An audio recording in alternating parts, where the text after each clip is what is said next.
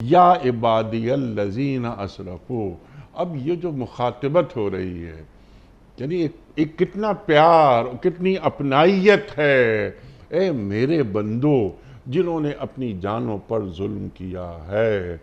اچھا، اگر ہم کوئی گناہ کرتے ہیں تو وہ کوئی ایک خوشی کا یا اطمینان کا عمل نہیں ہوتا، بلکہ ہم اپنی جانوں پہ ظلم کرتے ہیں جس کا ہمیں ادراک ہی نہیں ہوتا کہ دراصل یہ گناہ میں نے اپنی جان پہ ظلم کر دیا ہے۔ بالکل ایسا۔ تو یا عبادی الذین اسرفوا، وہاں سے ذرا اس بات شروع کیجئے کہ اللہ تعالیٰ جب یا عبادی کی بات کرتا ہے، قرآن کریم میں کئی جگہ پر اللہ تعالیٰ کا یہ اسلوب رہا ہے، تو وہاں کیا اللہ تعالیٰ بیان فرما رہا ہے؟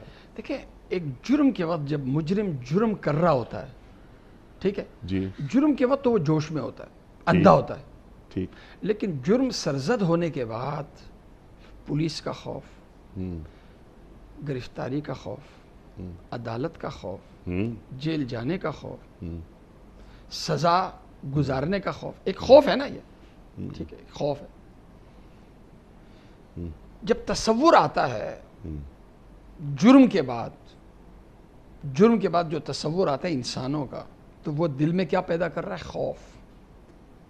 لیکن جب تصور آتا ہے اللہ کا جرم کے بعد، تو اللہ کی بہت سی صفات، اللہ کی صفت قہار بھی ہے، اللہ کی صفت قہار بھی ہے، اللہ کی صفت منتقم بھی ہے، انتقام لینے والا بھی ہے، اللہ کی صفت شدید العذاب بھی ہے، سخت عذاب دینے والا، ان بطش ربک لشدید، یہ ہے۔ لیکن جب مجرم جرم کرتا ہے اور اللہ کا تصور آتا ہے تو امید آتی ہے یا مایوسی آتی ہے؟ امید آتی ہے۔ یہ امید کیوں آتی ہے؟ کیونکہ اللہ نے جو ایک صورت ہے نا انیک صاحب، جو ہم بار بار ہر نماز میں پڑھتے ہیں، جو بچے کو بھی یاد ہے، بڑے کو بھی، سب کو یاد ہے، وہ ہے پہلی صورت